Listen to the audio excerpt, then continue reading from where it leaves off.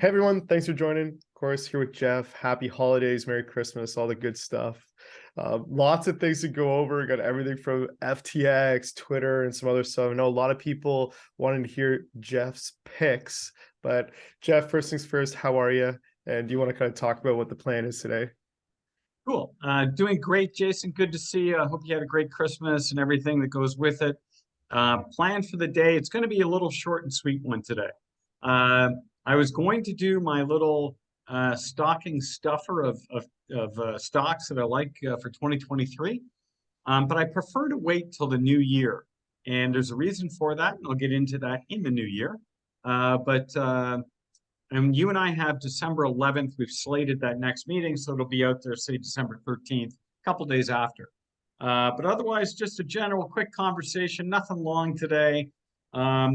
Just a general, obviously a lot going on with Twitter and Tesla dropping like a rock and all that stuff, and FTX, Sam the vegan fried. I mean, all these things, crazy out there. You go ahead, Jason. What do you want to do? Yeah, Oh, and look, then Trump, and then let's not miss. Let's talk about Trump and his NFTs, which is something right up your sector, right up your alley. So I'd like to chat about that too. Like, what does all that mean? I mean, this whole NFT space certainly hasn't performed well, but some have. yeah, But look, we can kick it off there. Why not? I mean, cool. hey, definitely on the furthest part of the risk curve, I guess we could say. But Trump does an NFT, sells out, $4.5 million in about a day. What's more interesting is just how liquid those things are, and the trading volumes of them. To remind people that Trump's getting a 7.5% fee every single time they trade hands, so he's doing pretty well. What I'm curious about is, why did he even do one? And why was it approved and all the other things? It's funny, there's videos of 2 years ago of him saying he hates crypto and everything to do with crypto, and here we go, him launching a bunch of NFTs. So I don't know what to say. Yeah. I mean, I don't know either. I don't think it was to, I mean, it's kind of weird to say that I don't think it was to raise money. I mean, how much money did they raise? Not a Just lot. 4.5 million, like, relatively speaking, not a lot of money. Yeah, so that, relatively speaking, doesn't move the needle much for him and his team and whatever he wants to do. I mean, uh, I really don't know what it was all about. I can't really put my finger on it. But what I can say about Trump from, as I've always said that I feel much more comfortable, or I did feel much more comfortable with him as a leader than any other potential leaders. Yes, he's whacked out and says some really bad things, no doubt about it. But overall, when he was the leader, I was comfortable knowing that the world was pretty much a safe place. Um, now, now here we are, 4 or 5 years later, 6 years later. Would I vote for him again? And do I think the same thing? And my answer is clearly no. I think that he has to move on. I think that others in the party, McConnell and all these older guys, Lindsey Graham, they all have to move on too. It's time for a wholesale change. Let's get the bench all cleaned up, bring in some new blood. We've got to get rid. Like, so many of these guys are in their 80s, 90s, or like Pelosi. Well, look at Biden. All these people are just way past their due date, and we need some fresh blood. It's time for Trump to go hang up the skates and move away, move on, and let the other people in the party rise to the top and let them battle it out and see, who could win, who couldn't win. That's my personal view. So I'm no longer. I think the guy, has done some great things in his life, but he's also done, a few shitty things. But I think generally speaking, he did a lot of great things. But now it's time, just like, go off into the sunset, buddy. Move on. And that's my view on this whole thing. And then these NFTs is like, dude, what are you doing? Is it just him trying to, get to a younger audience and thinking, NFTs is that, like, maybe that was my Good only point. my only take, but other than that, it didn't make too much sense to me. Yeah, no, that's a very good point. And maybe it is. Maybe, his people are telling him that is the way to reach out to the newer, fresher audience. But there's just too much there. Listen, again, he's got a solid foundation of people that admire him. And I was one of those guys previously. right? Years ago. Now I'm not. I admired him, but I don't admire him now. And it's like I said clearly, it's time for him to move on. And he still has that base of people that really do like him a lot. But there's also that base of conservative people that don't like him now because of he continues to spew out a bunch of, crap. And it's time, again, time for him to move on. And let's let some of the younger crowd, the smarter crowd, maybe not necessarily smarter, but some of the younger crowd with maybe some different approaches, let them move up and become, the top of the party. Yeah. No, it's interesting. I mean, we'll see what happens. I mean, a lot of people kind of say the Republican Party is kind of killing itself with Trump and everyone Yeah. running against each other. So yeah, we'll see what comes out of it. But Yeah. kind of clicking on from there, like Elon's going to be a topic on, probably every single, kind of video we do. Do we want to dive in? I know Sure. we're waiting to do stock stuff, but do we want to talk? I mean, Tesla's fallen off a cliff. Do we want to talk Mm. Twitter files? Like, you name it, wherever we want to start. Yeah, pick your spot. So, I mean, the stock is definitely, I mean, from its peak, I think it's down, what, 75% now. I mean, it's been hammered and probably deservedly so to a degree. Maybe 50, 60, 70% of that is deserving. And then, but what usually happens in these types of situations is they get way oversold or they get way overbought. And at this point, I see Tesla as being way oversold. Now, I'll give you a little bit of a hint. Obviously, it's one that will be in my stocking stuff. Um, I still, now there's an entrepreneur that I do admire. Um, I've always said that Elon is a brilliant person, and people are really taking a whack at him now. Typical, hit somebody when they're down and pray for their failure because it makes you feel better. It's really sick how society works that way. I'm the exact opposite. When a guy needs a hand and needs people to support him for all the wonderful things that he's done, that's when society needs to be there propping him up and letting him know, don't worry, you'll get through this, buddy. Even though he does have that big, strong ego, and he probably says it to himself a million times a day, you still like to hear those kind words from others, said to you. And I'm one guy that will support him and continue. I've supported him forever. I continue to support him. And from the stock point of view, what's the stock at today? What's the trading at? It was like $120, but Yeah, I mean that's unbelievable. down 7% today, 115 as we're Yeah, recording. so there you go. I mean, you're not gonna Tesla's not going away. It's an incredible brand.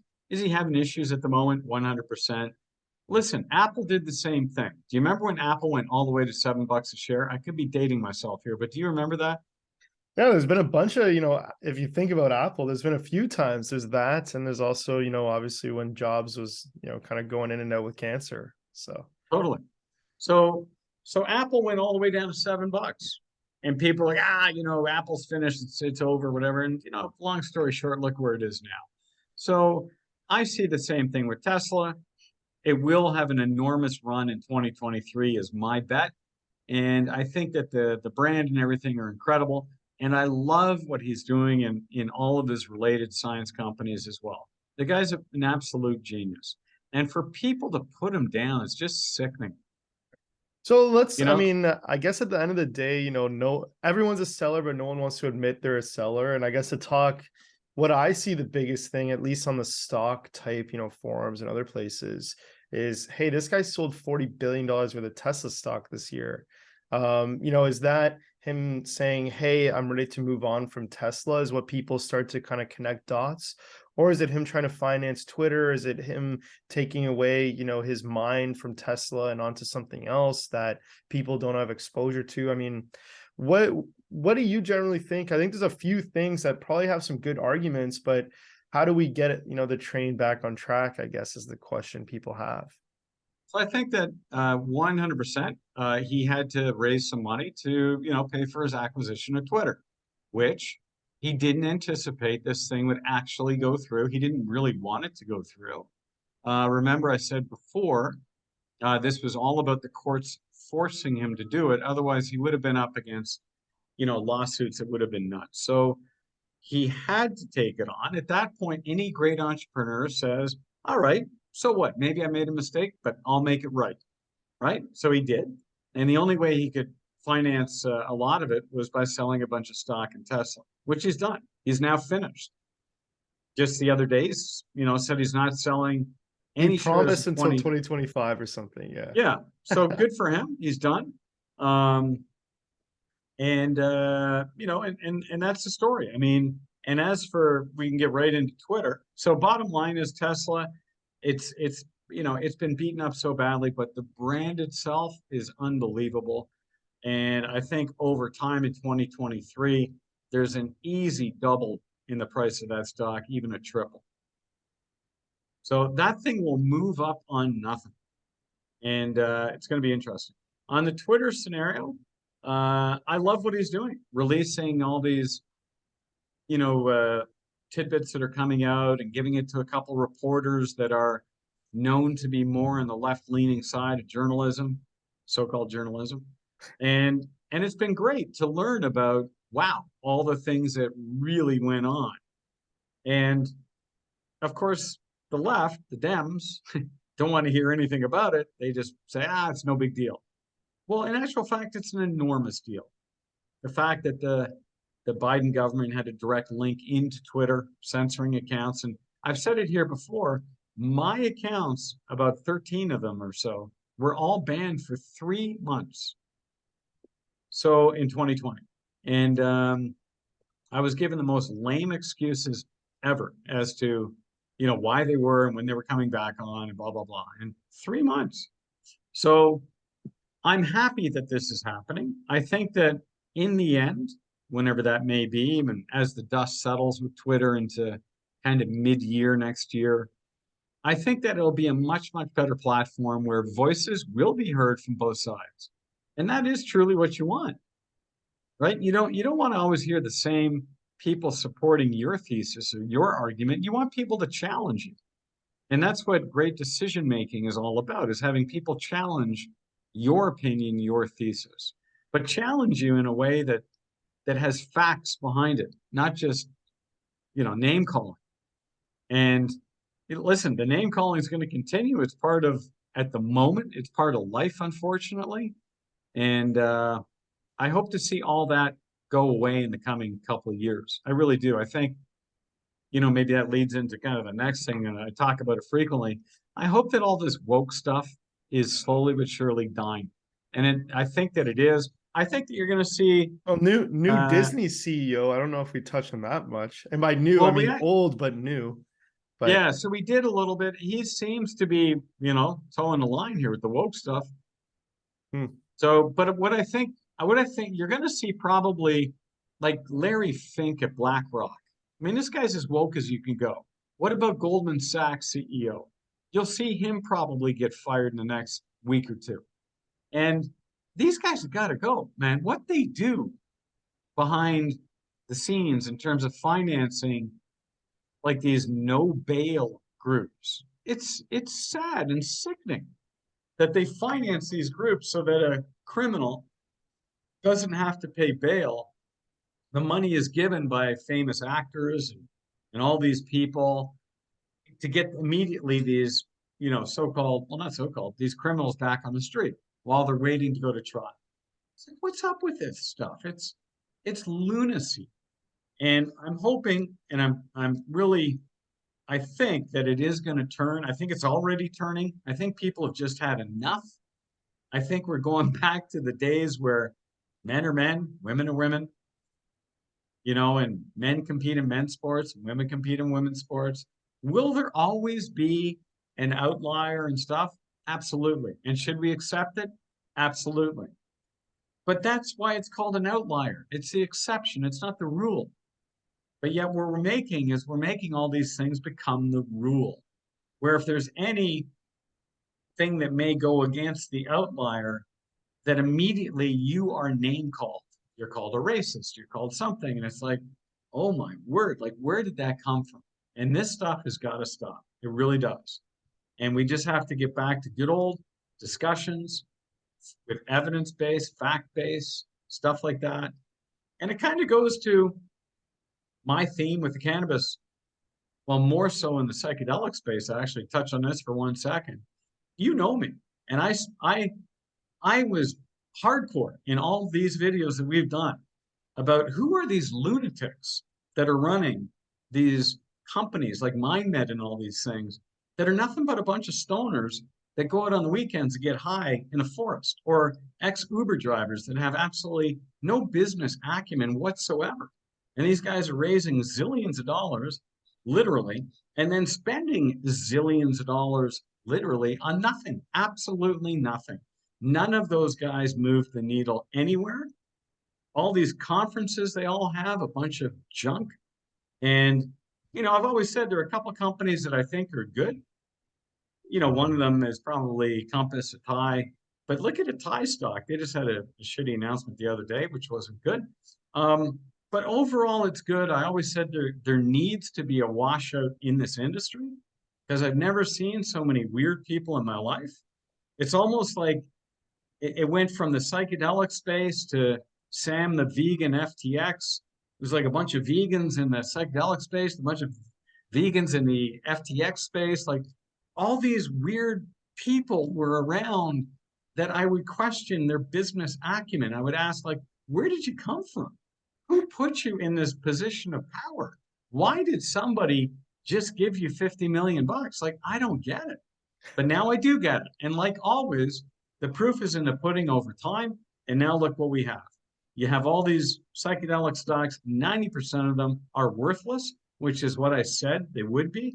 And there's a handful of us, including ourselves, that in Q1 ourselves will be making some great news. So I'm excited about that stuff. And we're a survivor. We never went out and promoted any of this junk that the rest of these guys promote. And it's lunacy. And then with the Sam, the vegan Bankman-Fried here, like this guy, an absolute lunatic. How did anybody put 1 red cent behind this guy? 1 red cent. Did anybody do any due diligence? I mean, your famous Canadian guy on your show there, what's his name? Canadian on my show. Not your show, but your the show where they raise the money. O'Leary. Oh, Dragon's Den. But Dragon's Den. So I yeah, mean, Shark Tank. I mean, he's in there, man. It's crazy. We can talk about him as a side part, but the crazy part is they got the teachers pension fund, they got Sequoia, they got this, and Sequoia, before they took everything down, their quotes were, thought I was sitting in the presence of the next like the first trillionaire and the this and that, and this guy was playing League of Legends. It had us all intrigued, like, whoa. and then and of course you had what's the moron on CNBC, calling him the next Carnegie and the next JP Morgan. What's that moron's name on CNBC? Jim The Cramer. loudmouth. Yeah, Cramer. I can't stand this prick. Like, Cramer lost all of his credibility when his newsletter thing blew up, and that was about 40 years ago. I don't know how this guy is still on TV. Well, did you see? There's funny, super side tangent. A ETF got approved called the Inverse Kramer. It's pretty funny. Everything he tweets about, it does the opposite. I love that. Love and that. It's up huge. It's crazy. It's funny. But anyway, yeah. That's hilarious. Send me the symbol on that. That's hilarious.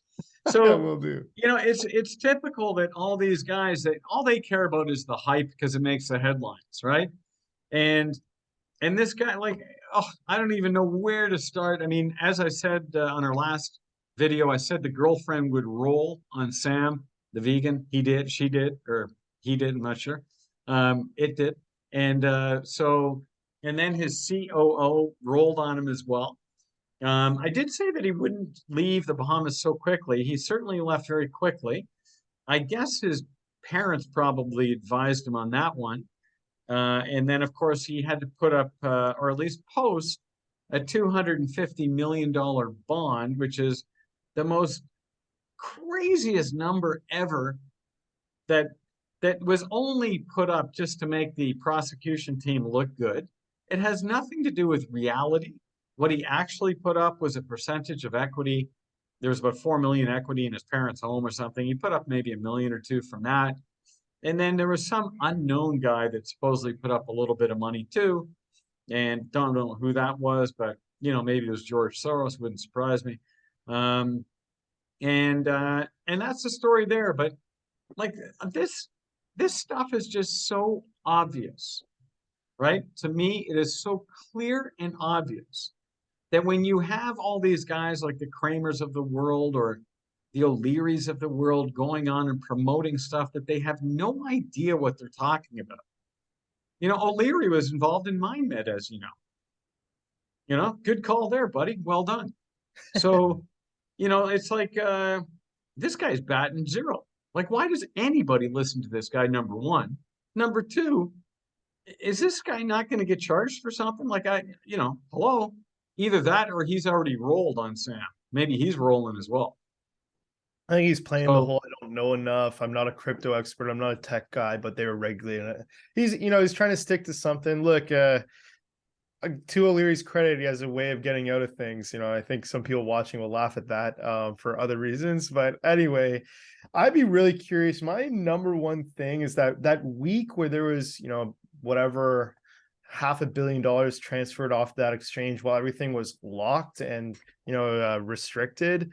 I'd be really curious to know who was on the other end of some of those transactions. Because to me, it sounds like there was a week of either Sam buying favors or other people calling in favors or whatever we want to call it for what was about to happen is my take. And so yeah, it'd be interesting to see. I mean, this guy who a lot of people were surprised that this guy didn't take his private jet and fly to some random country where there was no extradition, this and that. No, he just sat in the Bahamas, whatever, acted like, oh, cool, yeah, whatever happens, happens. And now he's magically in the US, which you would think would be the scariest place to be, but he seems very comfortable. So, yeah, I don't know. We'll see. We'll see what happens. I think, yeah, I mean, I think you're right. I think he probably feels a little bit safer in the US. His parents are there. He's able to stay at his parents' house for the next little bit, which I just don't understand, dude. I mean, this guy should be behind bars and, he should be treated like any massive criminal has ever been treated. I mean, you look back at Enron and compare how the Enron case went down and how this guy spent time in bars immediately behind bars. And this Sam the vegan guy is like doing whatever he wants at his parents' house, going to Starbucks. It's like, it's sickening. Yeah, it'd be interesting to see what happens. I mean, how long is this case going to be dragged out for? Is he going to be able to sit at his parents for 5 years? Like, it's probably that's the craziest part of it all. And that's just kind of at a minimum. I mean, what's he doing other than this? Like, that's what's pretty curious. But yeah, there's a lot of questions about that whole thing. We'll see. We'll see. Yeah, it's gonna be interesting. And which I guess leads to another interesting side note is obviously in the political side, you got the Republicans taking over the Congress starting in early January. So that's I mean, they've already made it very, very clear what they intend on doing. And there's going to be subpoenas served day one all over the place. You name it, almost anyone, the Faucis of the world, all these guys are going to be served with subpoenas up the Yahoo.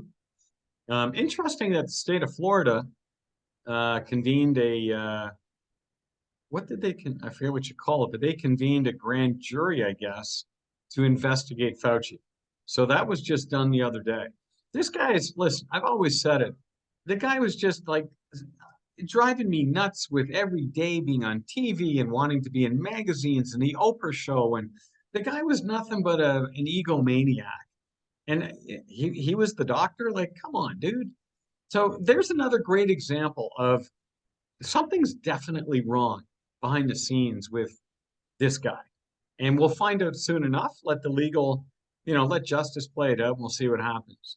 And that goes for a bunch of these people that'll be brought up on all these subpoenas coming up.